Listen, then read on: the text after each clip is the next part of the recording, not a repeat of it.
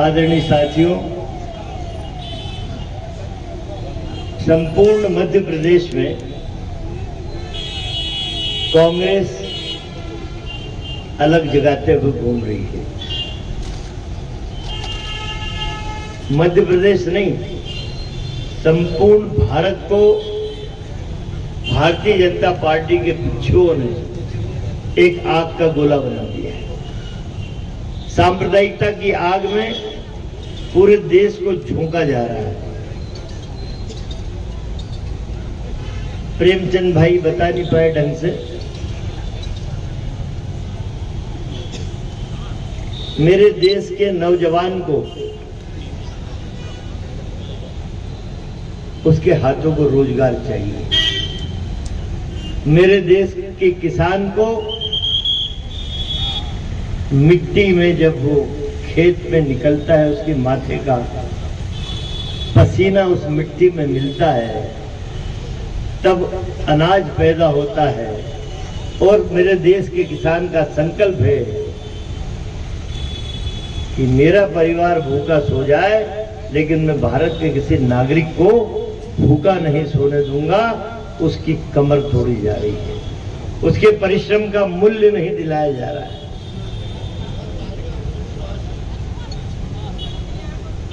एक हम हिंदू मुसलमान की बात ज्यादा कर नहीं सकते ना, इनको अधिकार है बीजेपी वालों, मंदिर मस्जिद खिलाओ, हिंदू मुसलमान खिलाओ। हम करेंगे तो एक बिच्छू हम प्रेस कॉन्फ्रेंस ले रहा है अभी मंदसौर में मेरे खिलाफ, उनने जिन्ना जी बोल दिया। अबे मूर्ख, पूरा मेरा भाषण देख ले वीडियो निकाल के। सज्जन वर्मा ने कहा था महात्मा गांधी, पंडित जवाहरलाल नेहरू और जिन्ना जी, ये जी पकड़ ले उन्होंने, जिन्ना जी। अबे तुम मूर्ख क्या जानो कि एक स्वतंत्रता संग्राम सेनानी हमारे लिए देवदूत की तरह है, जिसने हमें भारतवासियों को अपना बलिदान दिया, लेकिन हमें स्वतंत्रता की सांसें दिलाई। तुम्हारी किस पीढ़ी ने, चाहे नरेंद्र मोदी हो, शिवराज हो, ये गुप्ता तो गुप्त हो गया निमत से, इसको पूरे गुप्त कर देना। प्रेस कॉन्फ्रेंस ले रहा हो, सज्जन वर्मा ने जिन्ना जी का। अरे किसी भी जाति मजहब का व्यक्ति हो, यदि वो स्वतंत्रता संग्राम सेनानी है तो हमारे लिए देवदूत के समान। वो प्रेस कॉन्फ्रेंस ले रहे, उन्हें तो दिल का ताड़ बनाना है। तुम्हें ये बोल रहे थे, यही बातें, मंदिर मस्जिद हिंदू मुसलमान, आजादी के 75 साल बाद भी हमारे भारतवासियों को ये खिलाया जा रहा है, मंदिर मस्जिद खिलाया जा रहा है। मेरा कहना यह है कि क्लोरोफॉर्म, जब डॉक्टर कोई ऑपरेशन करता है ना, कोई गठान निकालना हो, कोई ऑपरेशन हो, तो एक अलग से डॉक्टर आता है क्लोरोफॉर्म सुंघाने वाला। ये इसको क्लोरोफॉर्म सुंघा दो, इसको दर्द नहीं होगा, फिर काट पीट दो। तो मेरे देश के नौजवान को, मेरे देश के किसान को, मेरे देश के रहने वाले साथी को नरेंद्र मोदी जैसे लोग धीमा धीमा क्लोरोफॉर्म सुंघा रहे हैं कि तू विकास की बात मत कर, ए नौजवान तू जॉब की बात मत कर। अबे हिजाब पे चर्चा कर ले, कहा जॉब मांगता। जैसे उस करोड़ों नौजवान ने हाथ फैला के जॉब मांगा, नरेंद्र मोदी कहता है हिजाब से चर्चा करो यार, क्या चक्कर में पड़े हो। वो है विरोध प्रदर्शन का। और वो विरोध प्रदर्शन किस बात को लेकर किया जा रहा है? महंगाई, बेरोजगारी, जो देश में अराजकता का, सांप्रदायिकता का जो माहौल पूरे देश में बना हुआ है, उस बात को लेकर हम सब लोग यहाँ इकट्ठे हुए हैं। हालांकि मुझसे पूर्व वक्ताओं ने सभी मुद्दों पर विस्तृत चर्चा कर दी और हर वक्ता आता है उन्हीं बातों को हम रिपीट करते हैं। डीजल के दाम बढ़ गए, पेट्रोल के दाम बढ़ गए, हालात देश के जो है वो बिगड़ गए। तो साथियों, इन सब मुद्दों को लेकर हम इकट्ठे हुए। इन मुद्दों को किस प्रकार से इस भारतीय जनता पार्टी के विरोध में हम खड़ा कर सकते हैं, इस बात का भी चिंतन करने की आवश्यकता है। आप सब यहाँ आए हैं, सब जिम्मेवार लोग हैं, सब लोग बात जानते हैं कि देश में हालात बिगड़ रहे हैं, उसके बावजूद भी केंद्र में मोदी की सरकार, यहाँ शिवराज की सरकार चल रही है। यहाँ मध्य प्रदेश में जिस प्रकार से भ्रष्टाचार बढ़ा है, जिस प्रकार दलित परिवार के लोगों पर अत्याचार बढ़ा है, आदिवासी लोगों पर जिस प्रकार से दिन दहाड़े हत्या कर दी जाती है, 5-5 बालिकाओं को बलात्कार करके उनको जमीन में दफना दिया जाता है और उसके बावजूद भी उनका कुछ नहीं बिगड़ता। इन सब बातों को हमें देखने की आवश्यकता है। समय आ गया है, लड़ाई, आंदोलन, संघर्ष हम सब करते रहते हैं, लेकिन अब समय आ गया है। यहाँ नगर निकाय और पंचायत के चुनाव घोषित हो चुके हैं। अगर असली विरोध और प्रदर्शन दिखाना है तो हमें इन चुनावों के माध्यम से दिखाना होगा। हमें उन किसानों के घरों पर जाना होगा जो किसान पिछले 1 वर्ष के लंबे समय तक सीमाओं पर बैठा रहा। हमारा किसान इस उम्मीद पर बैठा रहा कि उनके फसलों के दाम दुगने होंगे, उनको इस सरकार में फायदा मिलेगा, लेकिन उसका वह हालात क्या हुए? हमारे 750 से किसान ऊपर शहीद हो गए। 1 साल तक हमारे यहाँ सीमाओं पर लोग बैठे रहे। हम लोगों ने पूरे देश में, प्रदेश में तमाम कांग्रेस के लोगों ने पद यात्राएं निकाली, विरोध प्रदर्शन किया।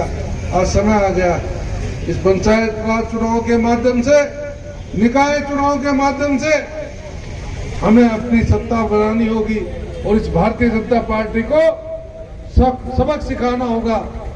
सबक तब सिखाया जाएगा जब इनके मत पेटियों में एक भी वोट नहीं डलेगा।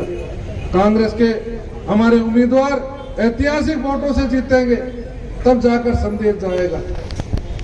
बड़ी उम्मीद और बड़ी आस के साथ सरकारें चुनी जाती हैं कि हमारा हित होगा, हमें फायदा होगा, लेकिन हुआ क्या? क्या बेरोजगारों को रोजगार मिल पाया? क्या महंगाई कम हो पाई? क्या किसानों के फसलों के दाम दुगने हो पाए?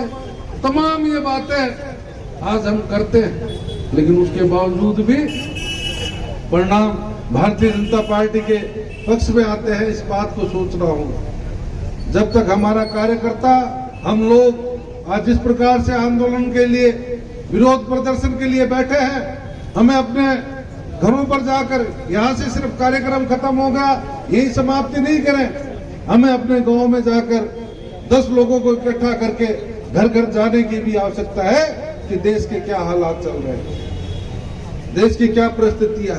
आज रोजमर्रा की हमारी जरूरतें, रोजमर्रा की जो हमारे काम आने वाली चीजें, तमाम उन चीजों के दाम बढ़ा दिए गए। अभी चिंतन शिविर था उदयपुर में, राजस्थान में, जहां चर्चा हुई कि नौजवानों को मौका दिया जाए। नौजवानों को इसलिए कि नौजवान मजबूती के साथ खड़े होकर आने वाले समय में इस भारतीय जनता पार्टी को उखाड़ने का काम करें। 50 साल से कम हमारे सज्जन वर्मा जी बैठे हैं, तमाम हमारे नेता बैठे। हमें इस नगर निकाय चुनाव, पंचायत चुनाव में हम उन नौजवानों को मौका देने की आवश्यकता है जो 50 वर्ष से कम। उन नौजवानों को हम मौका देंगे तो निश्चित तौर पे आने वाले समय में फायदा होगा। और हमने इस चिंतन शिविर में इस बात की चर्चा की कि किसानों को क्या फायदा होना चाहिए। जो किसान आज देश की एक मजबूत कड़ी है, पूरा देश जिसमें 70% गांव और किसान, उन किसानों के लिए उसमें चर्चा हुई कि किसान को मुफ्त बिजली मिलनी चाहिए, किसान के जो संसाधन है, ट्रैक्टर है, कंबाइन है, अन्य संसाधन है, उस पर जीएसटी हटा देनी चाहिए। उन किसानों को बिना ब्याज का ऋण मिलना चाहिए ताकि किसान देश का मजबूत हो सके, उसकी आर्थिक स्थिति मजबूत हो सके। अपनी अस्मिता की लड़ाई लड़ने के लिए 1 साल तक दिल्ली की बॉर्डर पे अपने परिश्रम की राशि की मांग करने के लिए 1 साल तक आंदोलन करता रहा। 750 किसान शहीद हुए, लेकिन नरेंद्र मोदी साहब के मुंह से एक शब्द भी नहीं निकला। भाषण देने जाता है जवान कहीं मोदी, देश किसान को अन्नदाता से नीचे बोलते ही नहीं। मेरे अन्नदाता हैं, 750 अन्नदाता शहीद हुए, तब तो आंसू आ जाना था। इन बेरहमों के दिल में कंपन नहीं होता।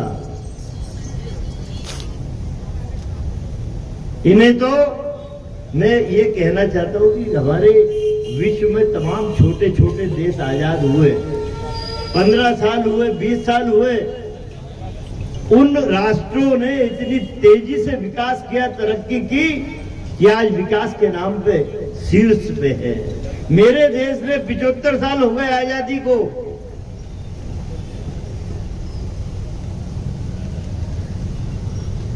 ये चोर हमसे पूछते हैं कि कांग्रेस ने 60 साल में क्या किया। मोदी जी, आपके बाबूजी ने तो हवाई जहाज और हवाई अड्डा बनाया नहीं था, आपने तो बेच दिया उसको। अभी भोपाल का स्टेशन बंसल वाले को बेच दिया, उसकी गलती नहीं, बेचारा तो ठेकेदार है, खरीदेगा, तू बेचेगा भैया तो खरीदेगा। ट्रेन बेच दी, सड़कें बेच दी, LIC बेच दी। हमसे पूछते हैं 60 साल में क्या किया। तो कमलनाथ जी ने कल शिवराज को जवाब दिया था कि तू जिस स्कूल में पढ़ा है ना, वो भी कांग्रेस नहीं बनाई थी।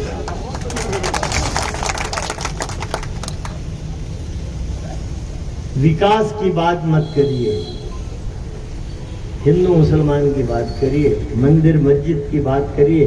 मैंने कहा था मंदसौर में, ये मोदी गजब का आदमी भाई, मोहनजोदड़ो हड़प्पा की खुदाई से निकाल के लाता है विषय। मोहनजोदड़ो के हड़प्पा की खुदाई पे जाता है और 1-2 विषय निकाल के ले आता है। लेकिन देखिए, एक बात समझ लीजिए, देश की जनता परिपक्व हो गई है। जब तक उसके मनोविज्ञान से तुम्हें खेलना था नरेंद्र मोदी साहब, शिवराज चौहान साहब, तब तक खेल लिए। मनोविज्ञान का विषय बड़ा कठिन होता है। ये 2 जादूगर समझ गए थे कि इनको मंदिर मस्जिद खिलाते रहो, विकास का पूछेंगे नहीं, बेचारे तो भूल जाएंगे। परसों नरसों ठेला लेके निकल पड़ा जवान, गजब का आदमी। अरे 1-2 करोड़ के खिलौने खरीद लेता, लेकिन उसे दिखाना है कि देखो मैं प्रदेश के बच्चों का मामा हूं और मैं ठेला लेके निकला हूं। लेकिन मैं ये कह रहा हूं कि देश और प्रदेश की जनता मानसिक रूप से परिपक्व हो गई है। कांग्रेस के भाइयों के लिए अच्छा मौका है। एक अच्छे डॉक्टर बन के क्लोरोफार्म से उनको बाहर लाना पड़ेगा लोगों को। आपको और हमें अपनी बात करना पड़ेगी कि हम किस मुहाने पे खड़े हैं, आज देश किस विस्फोटक स्थिति में खड़ा है। मैंने यार मैंने बोला था कि हिंदू मुसलमान की बात नहीं करेंगे, कोई करना पड़ेगी मेरे को। मैं करता हूँ। एक बात और है, ये अभी ये 26 जनवरी गई ना, तब ये नरेंद्र मोदी का भाषण सुन रहा था। लाल किले पे खड़े हो जाते हैं जवान, खड़ा वहां से भाषण देते देते विकास हमने ये किया भगवान जाने।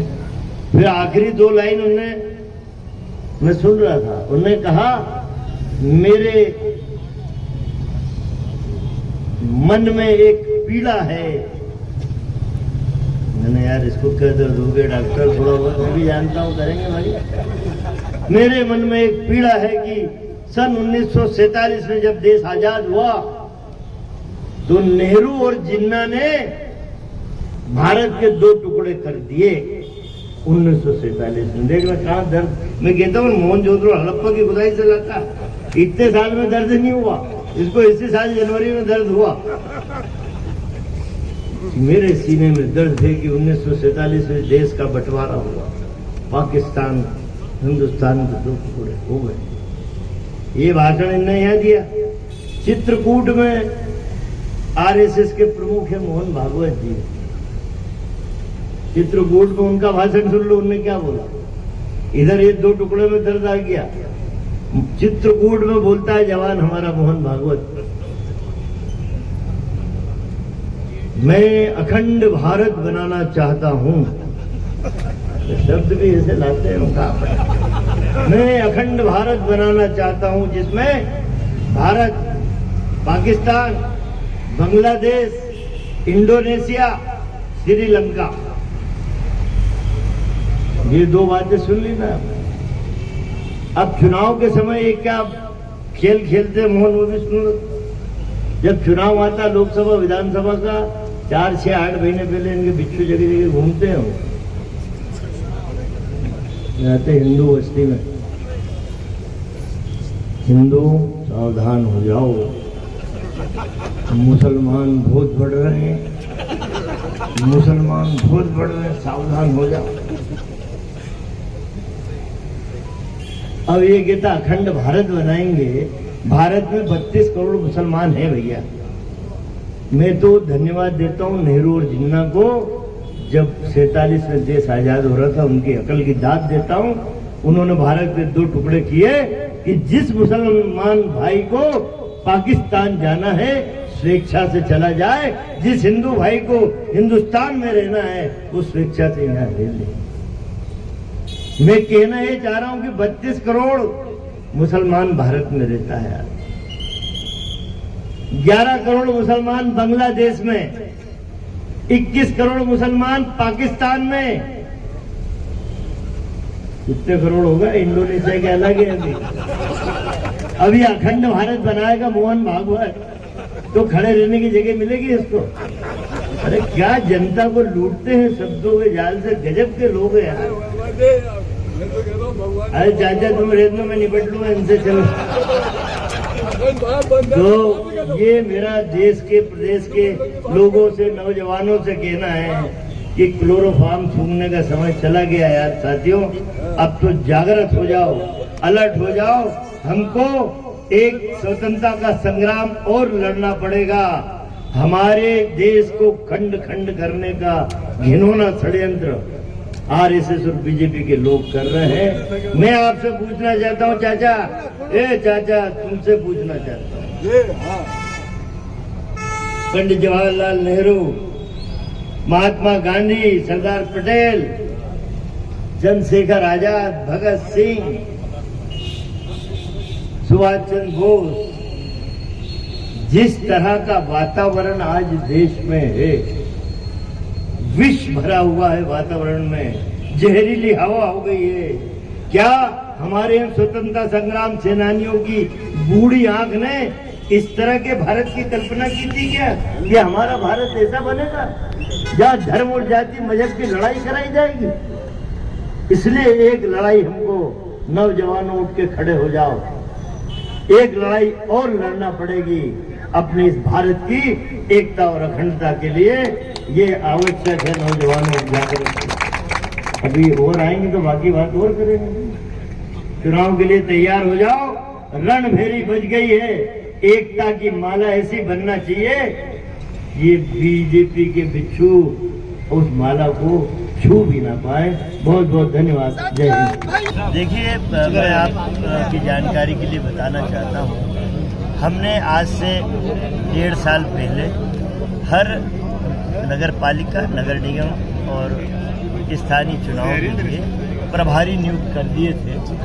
उन प्रभारियों की अधिकतर जगह से रिपोर्ट भी आ गई थी, लेकिन दुर्भाग्य से सरकार हमारी चली गई और बीजेपी की सरकार ने चुनाव को टाल दिया, क्योंकि बीजेपी ये चुनाव कराना नहीं चाहती किसी हालत में। वो तो चाहती अभी भी कोई कोर्ट चला जाए तो ये रुक जाए, लेकिन मैं धन्यवाद देता हूँ न्यायपालिका को, उसने इतना ज़बरदस्त तरीके से फैसला दिया कि तत्काल, और ये भी कहा कि इस टाइम पीरियड के अंदर चुनाव करा के बताइए। तो हमारे जगह जगह प्रभारी चले गए थे, उन्हीं प्रभारियों को हमने पुनः नियुक्त कर दिया है। लिस्टें आ गई थी, लेकिन कुछ वार्डों में फेरबदल हुआ है, कुछ जगह चेंज हुआ है हल्का सा। तो हमारी तैयारी परिपूर्ण, और आप देख रहे हैं हम लोग बराबर घूम रहे हैं अलग अलग जिलों में। हमारे जो वरिष्ठ लीडर हैं हम घूम रहे हैं और हम बात कर रहे हैं। हमने अच्छा एक बात और आपको बता दूं, इस बार ये हुआ है कि पिछले समय में पार्षद, नगर पालिका अध्यक्ष के लिए भोपाल से लेकर दिल्ली तक दौड़ लगाना पड़ती थी कांग्रेस के आदमी। इस बार हमने हर जिले की कमेटी बना दी है। नीमच जिले की टिकट नीमच की धरती पे ही बढ़ेगी, उसे भोपाल या दिल्ली नहीं जाना पड़ेगा। तो यहाँ पे सही निर्णय होंगे, ये अच्छी घटना। भाई साहब, मंदसौर में आपका मुस्लिम प्रेम बताया जा रहा है, सांसद गुप्ता जी प्रेस वार्ता कर रहे हैं, जिन्ना जी के कहने पर बड़े सवाल उठ रहे हैं। आज आपने मेरा भाषण यहाँ भी सुना, जिन्ना साहब बोल रहे हैं, बोले जिन्ना साहब बोला, तथ्य गलत, पूरा वीडियो नहीं बताया ना, पूरे साहब बोल रहे हैं, जिन्ना साहब। आप जी नहीं, साहब पे आपत्ति है। एक बात तो सुन लो जी, पूरा वीडियो आप लोगों को भी नहीं दिखाया गया। मैंने गांधी जी, नेहरू जी और जिन्ना साहब, क्या जिन्ना स्वतंत्रता संग्राम सेनानी नहीं है? क्या स्वतंत्रता के संग्राम में हिस्सा? ये तो हिंदू और मुसलमान में बांटना ही चाह रहे हैं ना, मुसलमानों के नाम पे विद्वेष करना चाह रहे हैं। लेकिन एक स्वतंत्रता संग्राम सेनानी, चाहे वो सिख हो, ईसाई हो, हिंदू मुसलमान हो, उससे आदर से ही आपको क्या, आपके पिताजी को भी बुलाना पड़ेगा। भाई साहब, स्थानीय निकाय चुनाव में 50% महिलाओं का आरक्षण दिया गया। 11 साल से यहाँ पर जो महिला कांग्रेस की अध्यक्ष थी, उसे एन वक्त पर हटा दिया गया। ऐसे में नीमच की कांग्रेस की राजनीति में फिर से तू और मैं की राजनीति शुरू होगी, और इस बार क्या नगर निकाय की स्थिति नीमच में बनने? उन्हें हम प्रदेश में जवाबदारी दे रहे हैं, आशा जी की बात कर रहे हैं। उन्हें हम प्रदेश में बड़ी अनुभवी है, और अब जो चूँकि 11 साल तक एक पद पर बने रहना ये न्याय संगत नहीं है। चूँकि उनके जीवन का अनुभव बड़ा है, इसलिए उन्हें प्रदेश में हम जवाबदारी देने वाले हैं। मनासा में भंवरलाल जी जैन की मौत के बाद जेसीबी वहाँ कार्यकर्ता के मकान को तोड़ने गई थी, आरोपी के मकान को, वो मकान भी नहीं टूट पाया। आपने कहा कि जेसीबी बेरहम लड़ गई। मैंने तो कहा, यदि शिवराज चौहान तेरे सीने में दिल धड़कता है, यदि संवेदनाएं जीवित हैं, तो इस प्रदेश को मॉब लिंचिंग का अड्डा मत बनने दे। उस नामुराद के घर, दूसरों के घर तो बड़ी जल्दी जेसीबी पहुंच जाती है, बुलडोजर पहुंच जाता है। क्यों? बीजेपी का बिच्छू है, इसके वो नहीं जाएगी। हम जा रहे हैं अभी एसपी से भी मिलने, बात करेंगे, शिवराज से भी, विधानसभा में उठेगा। इस शांति का टापू मध्य प्रदेश, ये पहली मॉब लिंचिंग की घटना हुई। शर्माना जी शिवराज। आपने आपके भाषण में 5 बार बिच्छुओं का जिक्र किया है। हाँ। ये कौन बिच्छू है? थोड़ा बीजेपी के बिच्छू है। अब एक बिच्छू मंदसौर में प्रेस कॉन्फ्रेंस ले रहा है, कैसा धीरे से आया चुपचाप, खट नीमच नहीं आएगा, वहीं प्रेस कॉन्फ्रेंस लेगा। अब देखिए, ये जाति मजहब का डंग मार रहे हैं बिच्छू। देश को, मैंने कहा ना, क्लोरोफार्म सुंघा के बेहोश रखना चाहते हैं मेरे नौजवान को, मेरे किसान को, भी बेहोश पड़े रहो। कहाँ विकास की बात करते हो, कहाँ अपने फसल के मूल्य की बात करते हो? बीजेपी का सांप भी है क्या कोई भाई साहब प्रदेश में? बीजेपी का सांप अभी भी है? बिच्छू तक तो आए उसका फन कुचल देंगे। पिछले कुछ समय से देखा जा रहा है नीमच जिले में कांग्रेस कहीं भी किसी प्रकार के कोई आंदोलन में दिखाई नहीं दे रही है। बहुत सारे मुद्दे ऐसे आए, बहुत सारे ना यार, मैदान में हाथ तो गए अब सारे लोग। अब हर आंदोलन आप मैदान में उतरे हैं, अब हर महीने होता आंदोलन।